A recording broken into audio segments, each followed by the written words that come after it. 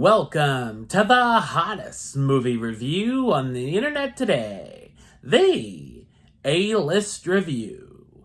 I am your host, the Game Changer, Wes Troop, and it's time to go back to the theater.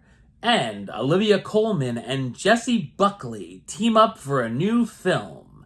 My review of the 2023 comedy Wicked Little Letters, coming up now.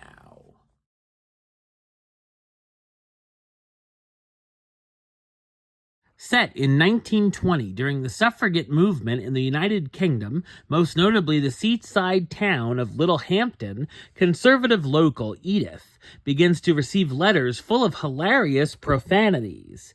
Edith's neighbor, Rose, a rowdy Irish migrant, is blamed to be the author of the letters and is charged with the crime. The letters end up causing a national uproar and a trial begins. Feeling that something is amiss, some of the women in town investigate the matter. So what did I think of Wicked Little Letters? I thought it's a smart and amusing dark comedy mystery film. It's directed by Thea Sharrock, best known for directing the films Me Before You and the one and only Ivan. The film is inspired by a real-life story, with residents of the small town receiving these obscene poisoned pen letters that's shocking the neighborhood with their language. We learn that Edith and Rose, who are very different people, used to be friends but no longer are, and see what led to the end of the friendship. When we hear the letters, which are mean, there's something odd about them, like it's coming from someone who doesn't insult people on the regular. The audience has a hard time believing it is Rose, as she uses crude language in public, and like the character herself says, she would say it to the person's face instead of writing it as an anonymous letter. This leads to Gladys, the police officer, who seems like a character out of a Wes Anderson film, being very skeptical about the whole ordeal, especially Rose being the guilty party, and begins to investigate. The mystery isn't really all that shocking, as the author of the letters is revealed early on, probably just a little after most of the audience members have put two and two together and have solved it.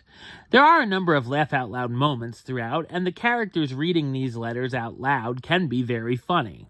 There are a few times where we feel for the characters, with Edith having to do the bidding of her awful father, and Rose's family life being turned upside down, being blamed for the crime, and being separated from her daughter, played by Alicia Weir, who will soon portray Abigail, the ballerina vampire.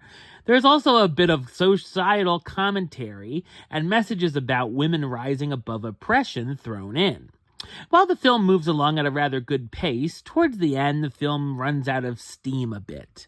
The performances are obviously good and elevate the material, starring Olivia Colman as Edith Swan, the prim and proper spinster and devout Christian living with her parents who starts receiving the letters, Jessie Buckley as Rose Gooding, the single mother and Irish immigrant who's Edith's neighbor and the person she thinks is sending the letters, and Jana Vazan as PC Gladys Moss, the female police constable who is skeptical of Rose being the sender, and Timothy Spall as Edward Swan, Edith's very overbearing and vile father.